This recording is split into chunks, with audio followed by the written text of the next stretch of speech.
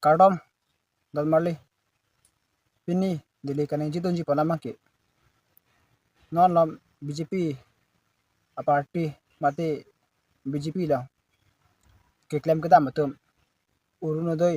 amian pen BJP party kali pulote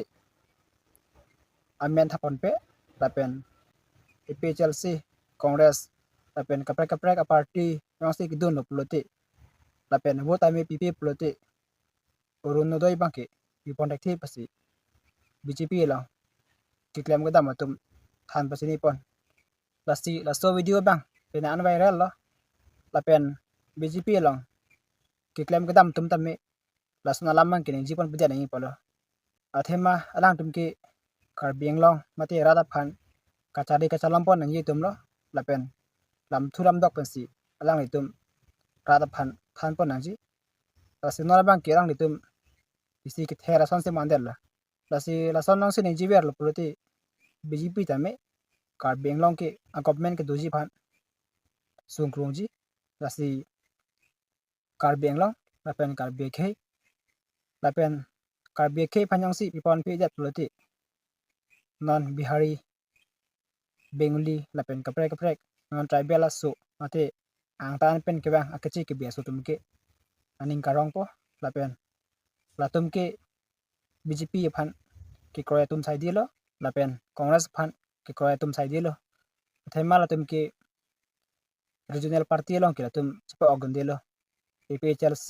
lapen PSTC lapen non ke miyang si regional party seng thulang puloti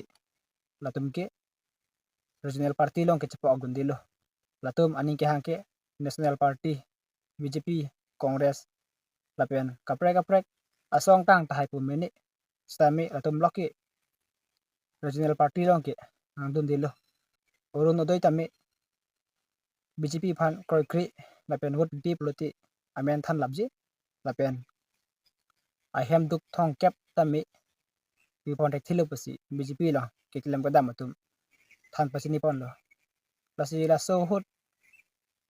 thek mochore mochatum ke dolo laso hut computer tami du lapen alu tami pen an alu thui dulu amen pen an du bon sitami alang itum ke kilam kada mochi video en pen alang itum alam si ngi pon lo lasi akhor lek tok potakali lo lekelang itum ang hopen ke bar alam lo langdam lo puloti CM EM MP tum si ketoy ma puta nilihin pen kimatha damdo sitami ko antong hok ne sitami alamang kene nider lo lapen a video tami pen an ke viral lo lasi langdam lo puloti non le APHLC Congress ASDC lapen Am Admi Party pastami moni kapre ke aning chikir lapen BJP long don juita haji lapen BJP long tami non ke do bom atum tami akapre ka party long don juita haji las India ke demokrasi adet pena pa aning ke hang aling si atum dun pu stami dun pu wai phitami atum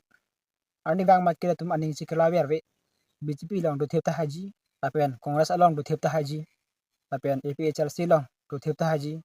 lapen ajhak tumke ASDC long do thepta haji lasi ASDC tami 9000 avut dolo mate surisir cap avut ke dolo lapen APHLC long ta pena an avut ke dolo lasi non election tami second position ke APHLC tum don juilo lasi non APHLC long ke do phongkar bi lapen tribal phan tami BJP tum tami lam thuram dok pensi bai ponang po lapen latum tami kerangi phan ke ane hangji lapen BJP long do juita haji lapen BJP long ke do phongkar bi tum tami APHLC long ma juita haji lasi India ke demokrasi det penang pot lasi aning khang lingsi party bang adun po lasi eletum lason ke ther ke habang ke jipunang ni lo komane abang phuphan urun doi bang pipon pidaji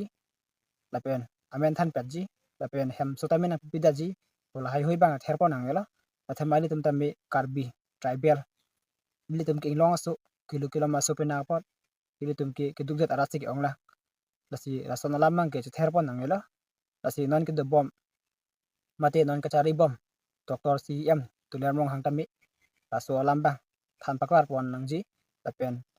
non ke bang an tammi la son ke ther ke habang oi jatin me sanji pasi nili hen jong jong pen kim matha dam du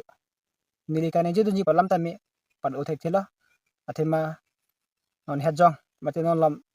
ke viral dut baki BJP lo ke klam ga dam matum APHLC Congress ASTC phan ke kroi abang phi tum ke urun de bang ke long li pasi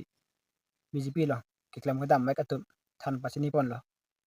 tasi nili ka ne ji du ni palam tammi la pan me la tas mode ke pek le stong tuna ka do koi phanta kardom